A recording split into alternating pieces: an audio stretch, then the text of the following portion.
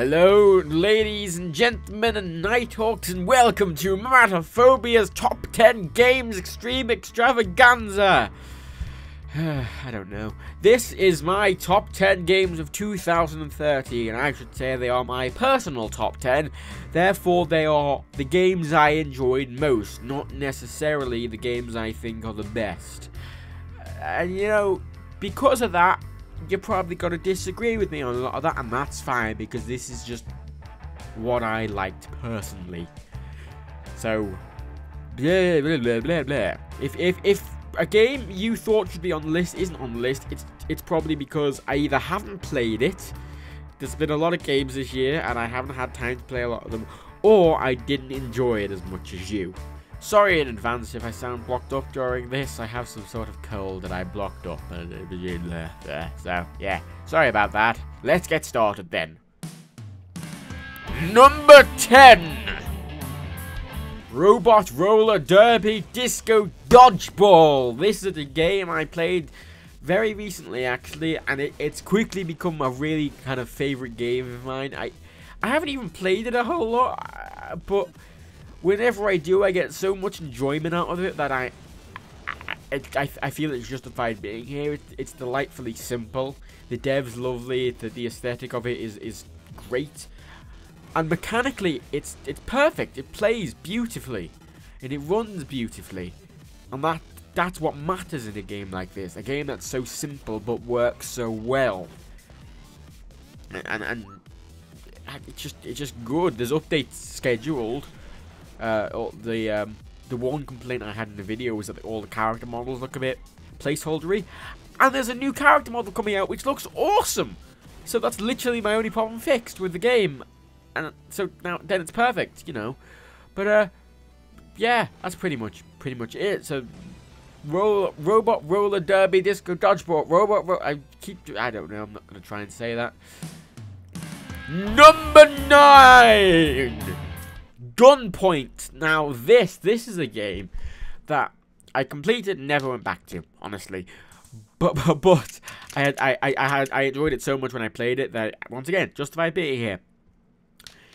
Once again, the kind of, not as simple as Robot Roller Derby Disco Dodgeball, but it's a nice simple concept. About you are a guy with magical pants who can jump up in the air very high, and you can punch people to death, and you have to hack things. It's very simple. I just really enjoyed this game. It was a nice short experience. I got my money's worth, and I loved it, honestly. I probably am going to play more of it now, because it's kind of, when I was compiling this list, it made me remember this game. So yeah, Gunpoint. You should go buy this. It's very good. Number 8. Okay. Risk of Rain. This is once again a really simple game. They're starting off very simple. It's gonna get more complicated later on, but I saw this game in W2F is the Total Biscuit did. Never heard of it before, and I went and played it, and it's just addicting and frustrating, and I love it. You play this little character who's stranded, and you can unlock 10. You get 1 at first. I haven't unlocked any of the other characters. It's amazing. You unlock 1, and you have a couple of special moves and a main attack. And you just have to get enough upgrades to be able to fight the boss at the portal and get to the next level. Simple as. The longer you wait around the level, the difficulty increases. So you could stay around the level for ages getting money, but the difficulty is going to get to the point where it's very hard and you die. I've only gotten past the first boss once. And I died instantly when I got to the next place. It's amazing. I don't even. It's so fun though, and I enjoy it so much. And the art assets are beautiful. The sound assets are amazing. It fits it with it really well. The music design is brilliant, and you should just go buy this game because it's great, and you can play it quite quickly and enjoy it. Number 7. The Wolf Among Us by Telltale Games. I have loved every game Telltale has ever made since the Back to the Future game. Like, I have been a massive Telltale Games fan ever since the Back to the Future game, and especially since the Walking Dead game. Like, but The Wolf Among Us is how I haven't read the comics, so I'm coming at this from the game. But you play the big bad wolf from Little Red Riding Hood, who is a human living in New York in a fairy tale town that's hidden with a load of other fairy tale creatures and people who are all disguised and once again living in New York, and they're all very sweary. You meet Mr. Toad. He's a British gentleman who's also a sweary bastard who tells his son off a lot. You beat people up. It's a murder mystery. You try and solve the murder. You go around getting clues, blah blah blah, and it's a telltale game. You know, it's kind of the point and click sort of, but the story is so engaging, and I love the murder mystery aspect of it. And the world is so interesting as well. I mean, fairy tale creatures living in New York, getting killed, being depressed, having a swearing toad. What? It's beautiful. It's lovely. And only episode 1's out now, so I'm probably jumping the gun a bit putting this number 7. But I have so much confidence in Telltale and what they do that I'm confident the rest of the episodes will be better. Yeah, you should go buy this game and just play it, because it's brilliant, and not to mention it's got the lovely art style that Telltale managed to pull off so well. Number 6, Gone Home. This game. Oh God. Okay. This game will sound bad describing it, but it's amazing. Okay.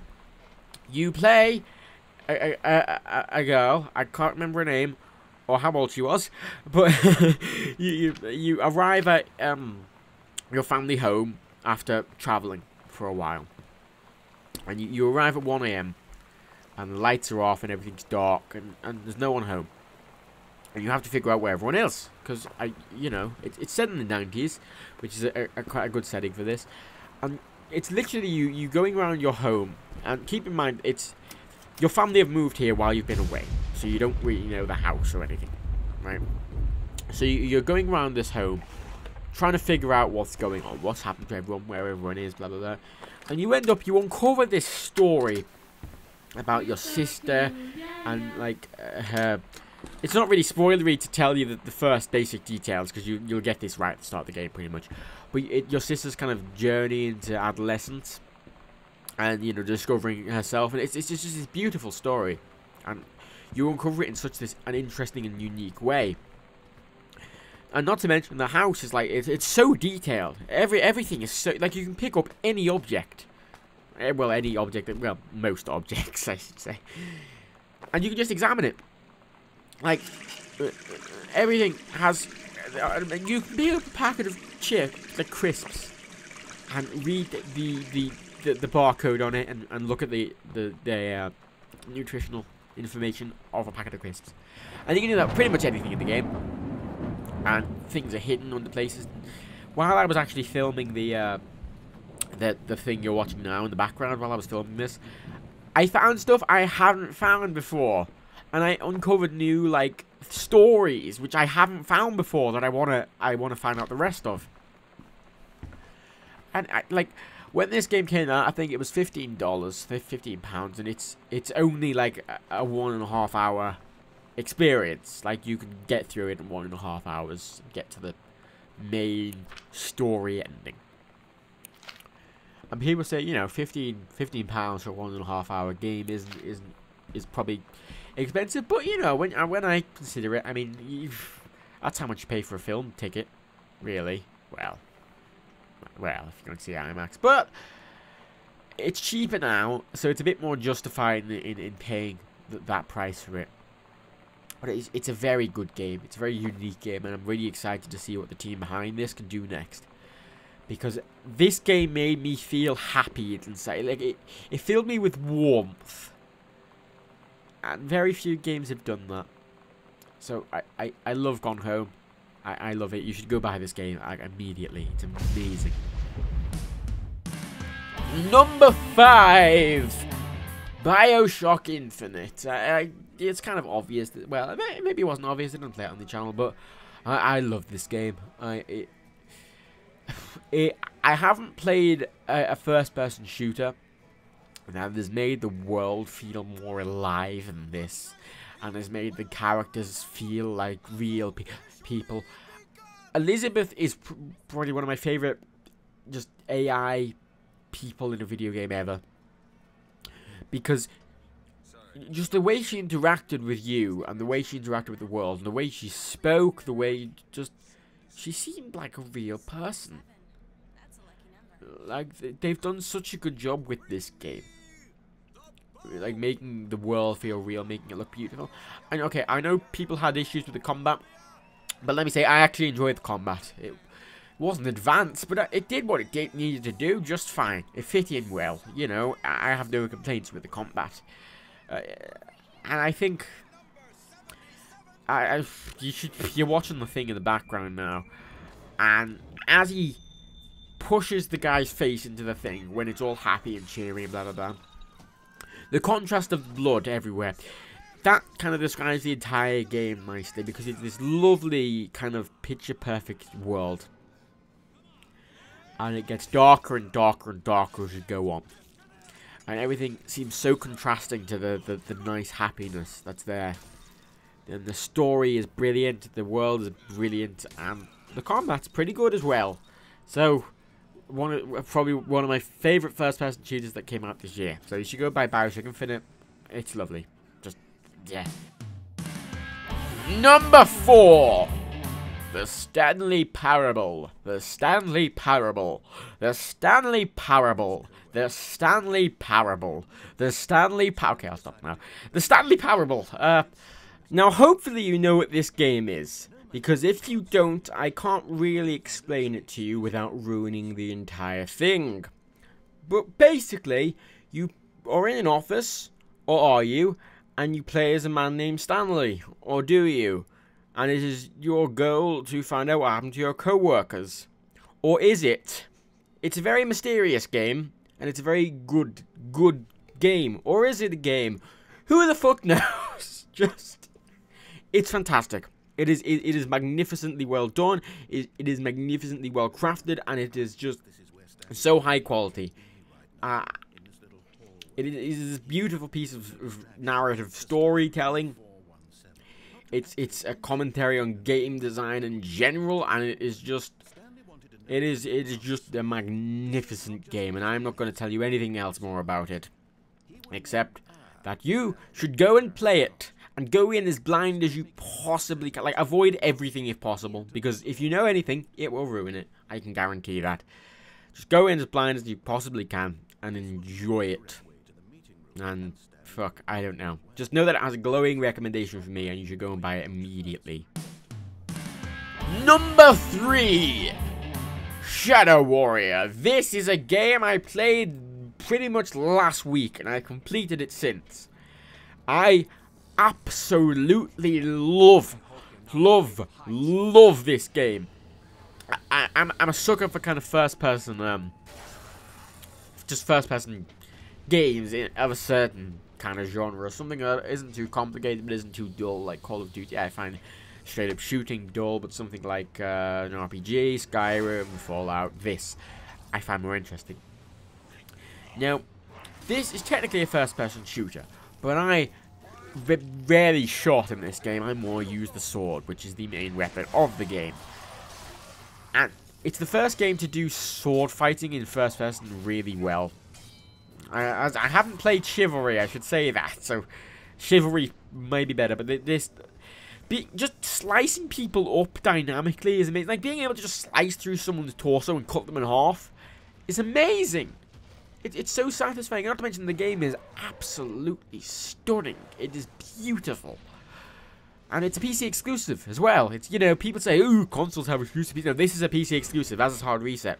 But this is maybe the same developers as Hard Reset. I can't remember the name. But the problem Hard Reset have, and the reason I didn't really like it, is because it pretty much threw the same, like, 3 enemies at you constantly. And they got boring very quickly. But the Shadow War has a lot of different types of enemy classes. Just so many, and you have to treat them all differently. There's some which will teleport around and move really quickly and go invisible. Some really strong ones which you can only get from the back that'll charge. There's other really strong ones that'll fire at you and pull you in. There's shamans which will raise the dead. that go in a protective cocoon. There are people with shields. There are flying ones. There are fucking charging ones. There are scared. Oh, I'm gushing. I love this game. I completed this yesterday when I was recording this footage you see. Now this is me going towards the ending. And as you can see, it's a bit hectic right near the end there. Pretty much it just throws every single enemy in the game at you at once. And this is when I started kind of using weapons. And there are a lot of weapons in this. In the video, I think I only got the SMG and revolver, but you know, you get rocket launcher, you get flamethrower, you get shotgun, you get crossbow. You know, it gets a bit ridiculous. You can upgrade all of them to a really ridiculous. Like you can get a rocket launcher that can fire all 3 rockets at once and like laser guide them, and then like the shotgun that fires 4 barrels at once, which just kills anything in its path. But it's such a good game, Shadow Warrior, and Lo Wang is a hilarious character. He's a dick, but he's hilarious.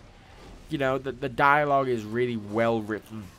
It's got a really nice difficulty curve. It doesn't get really hard too quickly, but it does challenge you. It does. It's kind of an exponential curve. It doesn't. It's quite easy for the first, and then it gets really, really hard at the end. But it's not a spike, if that makes sense. And once you've learned how to deal with it, you can get through it pretty well. You know, healing, running away, dodging, blah, blah, blah. And it's such a fun game. And not to mention something I wasn't able to show in the video because I didn't even know.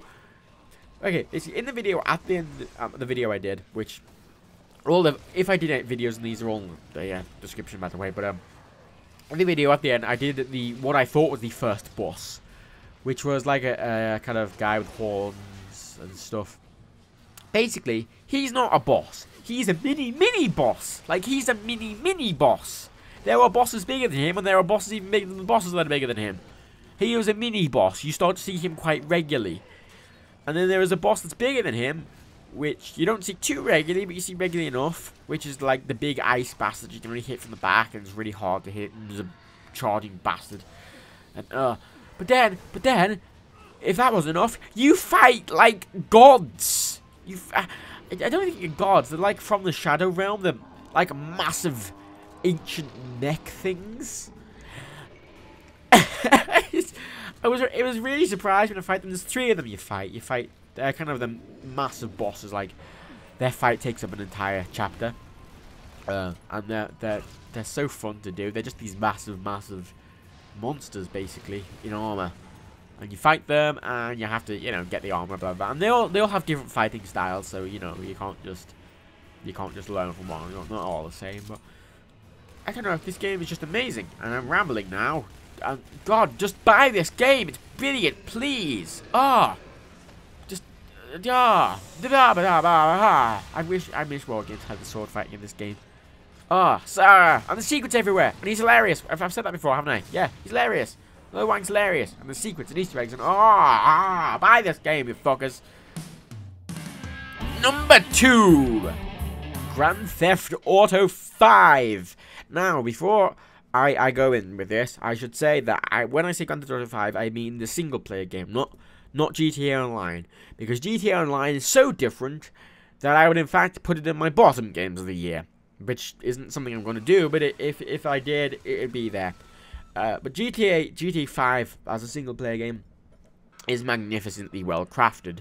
You can see the amount, you can see the budget that went into this. There's so much work and love that went into creating this game, making it the best they could possibly make it.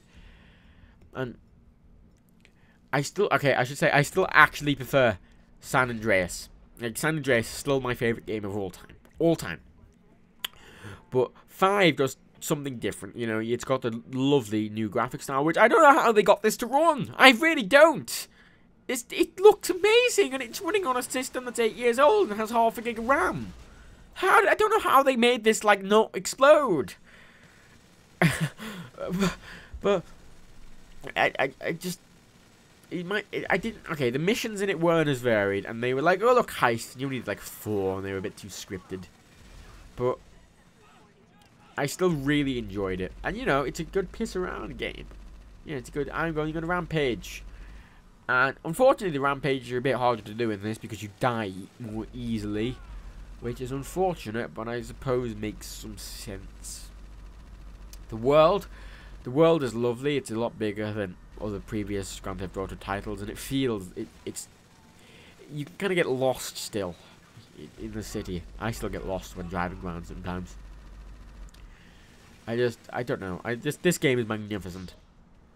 It's the best GTA. It's the best one.